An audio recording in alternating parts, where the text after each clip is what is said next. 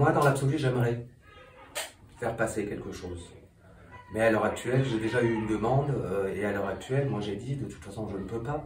20 mètres carrés, j'arrive tout juste à me mouvoir dans le truc. Donc je ne peux pas prendre quelqu'un. Mais si un jour j'avais la possibilité, oui, de transmettre ce que j'ai appris à l'école et ce qu'on apprend tous les jours.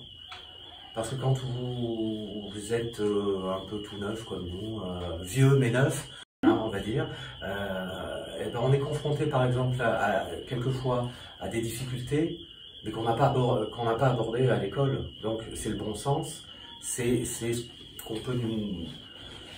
faut qu'on s'en sorte, quoi. Donc on apprend en même temps, donc on apprend toujours, et je trouve toujours dommage de casser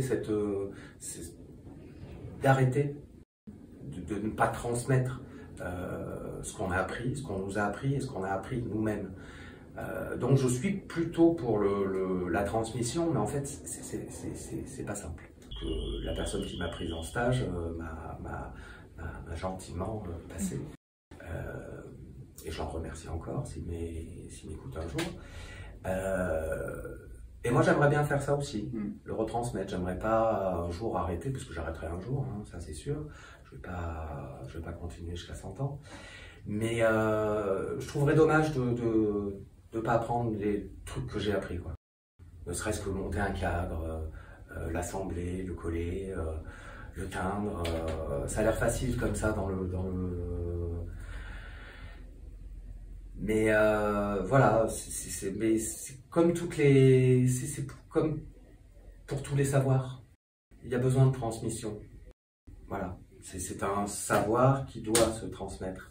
Et je me souviens de notre professeur à l'école qui disait si nous on n'existait pas,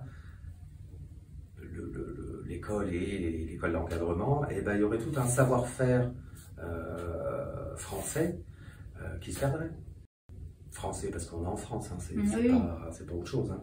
Mais on aurait perdu déjà la façon de travailler des anciens. Et je trouve un peu dommage, même si on ne travaille plus comme les anciens.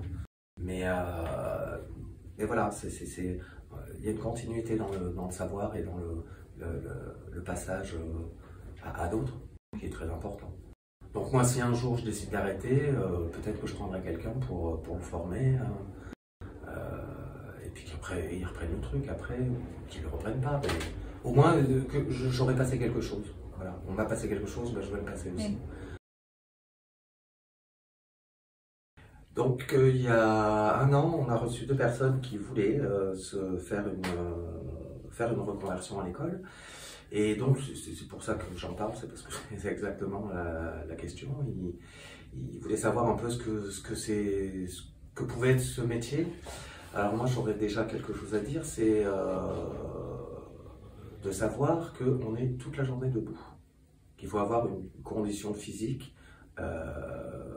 acceptable déjà par ce fait-là, qu'on est toute la journée debout. Le cou baissé, donc physiquement c'est quelque chose d'assez prégnant, l'encadrement. Hein. Après,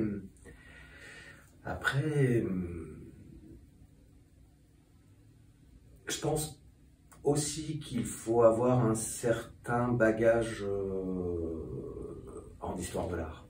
Pour moi, c'est quasi obligatoire de connaître les styles, les courants, parce qu'on est amené à en parler aux clients. De dire, bah, vous pouvez pas mettre vous pouvez mettre une baguette empire sur une gravure 18e. Et il y a un peu un contresens historico-baguetto, quoi. Donc ça, je pense aussi que c'est essentiel d'avoir une base, un peu plus que ce qu'on nous donne à l'école, hein, en histoire de l'art, ce qui est déjà pas mal. Hein, les 4 heures par semaine d'histoire de l'art, mais ça c'est voilà. Le physique, avoir des notions d'histoire de l'art, être un peu débrouillard de ses petites mains,